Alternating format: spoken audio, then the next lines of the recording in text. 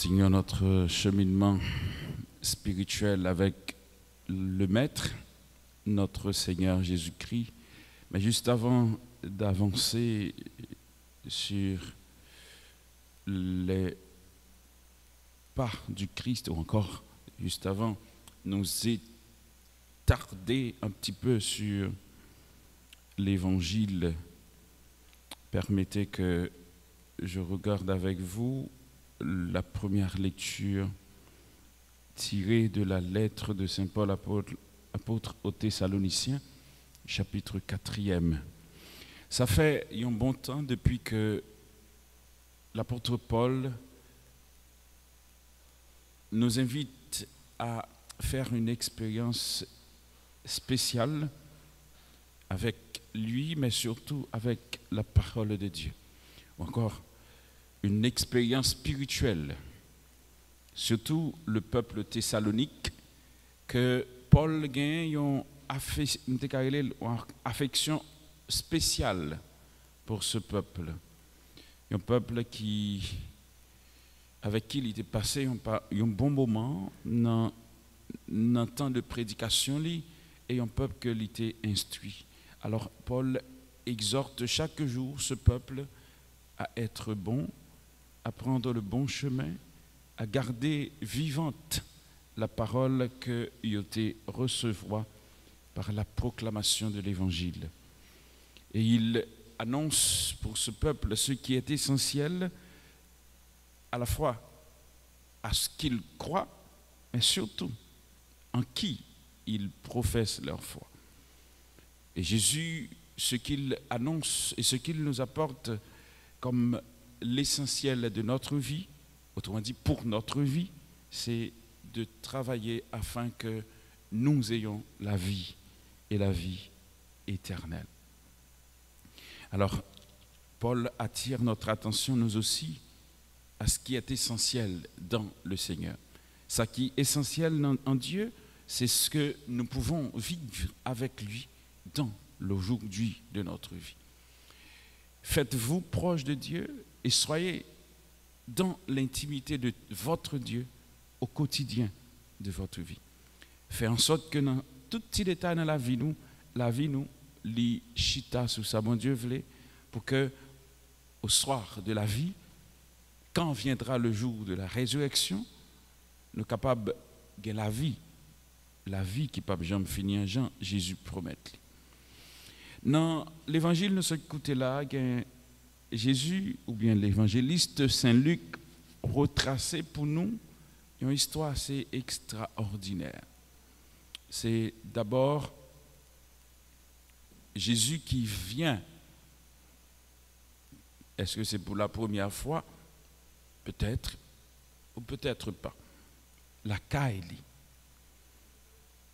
Et il finit, la Kaili, il rentrait dans le temple, nous dit l'Écriture comme d'habitude.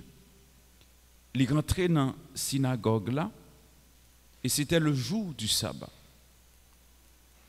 On lui présenta le livre du prophète Isaïe.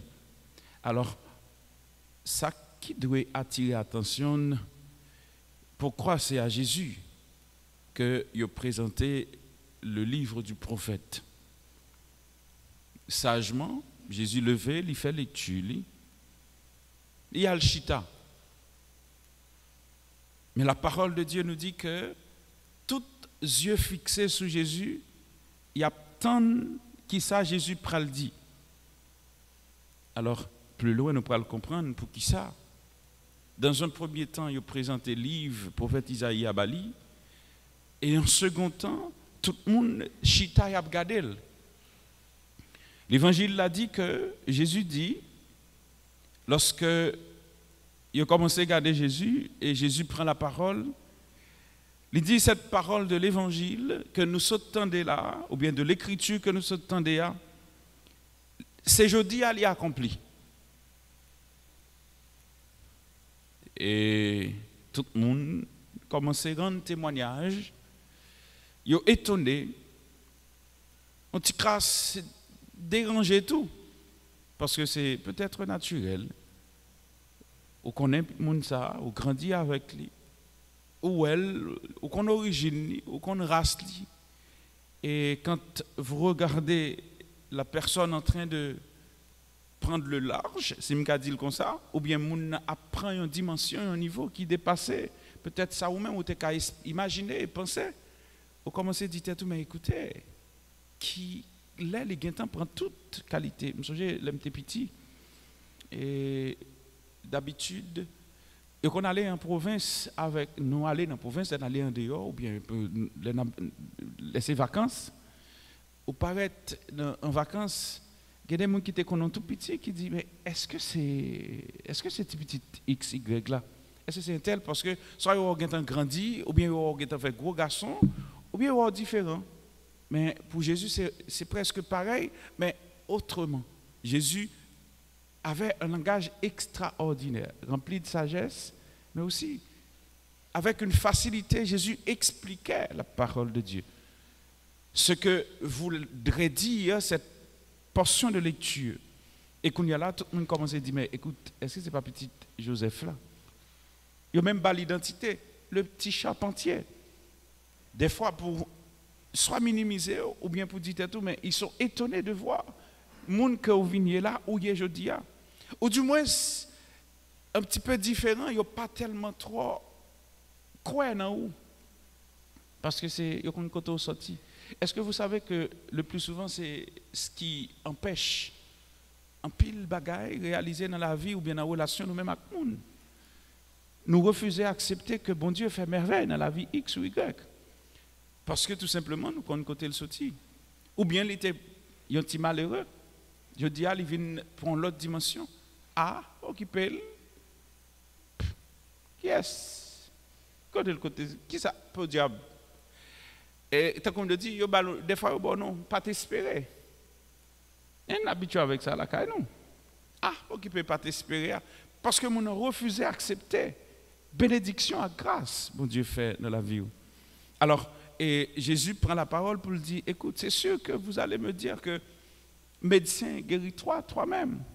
Ou bien ce dicton, nous avons appris que vous avez fait plein de choses à Capharnaüm. Fais donc de même ici.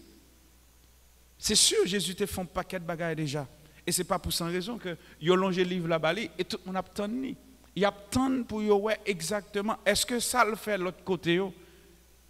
À ce moment-là, la parole de Dieu bientôt va vous dire que il a cherché prendre le piège. Alors, laissez-moi dire nos bagailles des fois, vous et moi, des fois, nous on a mis bon Dieu à l'épreuve. Nous on cherchait mettre bon Dieu à l'épreuve. Parfois, bon Dieu a fait des expériences avec nous, mais nous n'avons pas de capacité assez pour nous comprendre que bon Dieu voulait nous sortir dans une situation peut-être qui paraît normale, où nous pouvons nous sentir un petit peu confortables. Mais c'est dans la confortabilité à bon Dieu voulait nous sortir pour faire une expérience extraordinaire là. Malheureusement, ce jour-là, l'évangile l'a dit nous que, puisque cœur était fermé, Jésus n'a pas fait miracle. Parce qu'il n'a pas accueilli comme étant si là qui a capacité, qui sortit dans mon Dieu, qui a un pouvoir pour que les transformer et le changer. Alors que la portion de lecture que Jésus proclamait dit tout. L'Esprit du Seigneur est sur moi. C'est simple. Dans la tradition juive, même les rois, ils ont gagné un pouvoir lorsque bon Dieu choisit, mettez-vous à part, pour qu'ils agissent au nom de l'Esprit de Dieu. L'Esprit du Seigneur est sur moi, parce que le Seigneur m'a consacré par l'onction. Qu'est-ce qu'il a dit de mauvais? Tout simplement, ça a dérangé, c'est parce que Jésus dit bien, aujourd'hui, s'accomplit ce passage de l'Évangile. Alors, quand nous écoutons Dieu, mais même avec nous, nous avons cherché bon Dieu, nous avons écouté bon Dieu, est-ce que souvent et très souvent, nous n'avons pas un blocage qui empêchait que bon Dieu lui rentre dans la vie, lui transforme et le fait exactement ça, le voulait faire. Et parfois, nous nous sentons confortables dans la pratique la foi, nous, avec bon Dieu. Et nous passons tout le temps sans ne pas réaliser que bon Dieu voulait faire nous faire une expérience autre que ça n'a fait aujourd'hui. C'est très important. Pas quitter nous emporter par le désir du confortable dans le Seigneur. Quand vous êtes trop confortable dans votre pratique de foi, vous venez tourner un monde qui a pratiqué, excusez-moi, la religiosité, la religion, sans être chrétien. Et fort souvent, c'est ça qui est dominant, et c'est ça qui domine les relations avec bon Dieu. Et je le dis tantôt et à maintes reprises, être chrétien, c'est une relation. C'est comme une forme de culture. Tu entres dans une profonde intimité avec quelqu'un. C'est comme une... Bon, me dit puis bien, bon, vous qui êtes là, et des hommes et des femmes, vous savez ce que ça veut dire quand quelqu'un te séduit et rentrer dans l'intimité, tu vis quelque chose d'extraordinaire. Ou sortir dans une réalité qui peut être ordinaire pour vivre quelque chose d'extraordinaire. Et ça ne vient pas directement de toi, mais ça vient de Dieu. Ton Dieu te cherche pour non seulement te combler de grâce et de bénédiction, mais pour te faire une expérience spéciale avec lui. Pas quitter que nous fermer, pas quitter l'esprit nous peut-être embarrassé avec des choses que nous avons, qui peut-être nous considérons comme des routines, et nous avons du mal à accepter des fois des changements. Est-ce que la vie, des fois la vie nous impose des changements tout à fait naturels, qu'on ne peut pas passer dehors.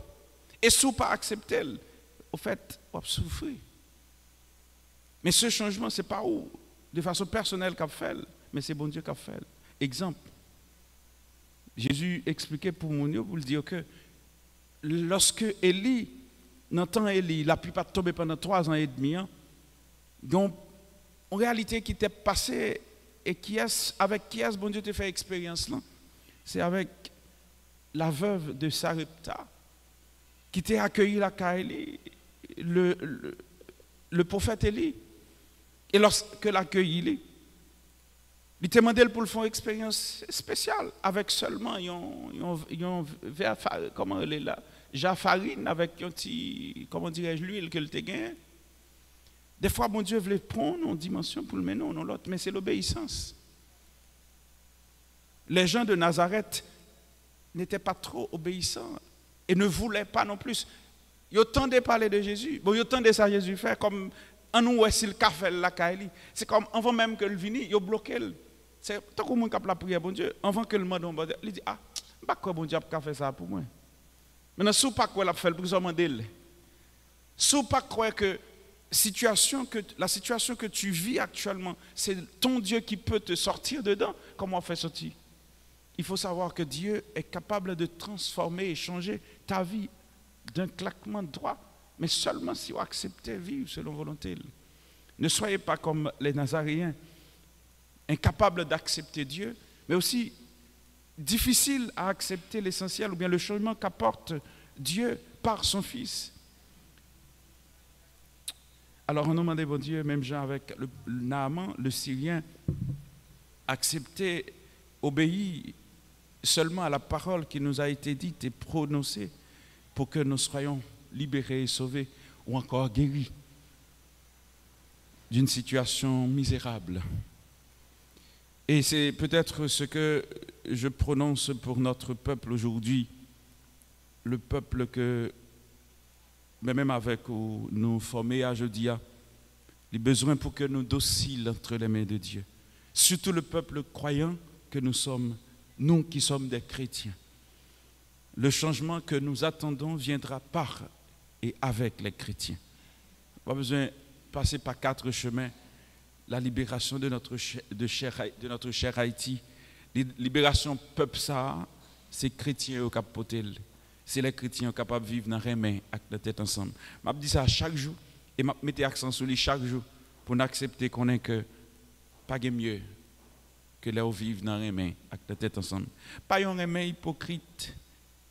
Nous vivons trop dans l'hypocrisie. Accepter l'autre là. Pas parce que le capoté on bagarre dans la vie, mais accepter pour s'allier à la fois pour bon Dieu, pour lui-même et pour vous-même.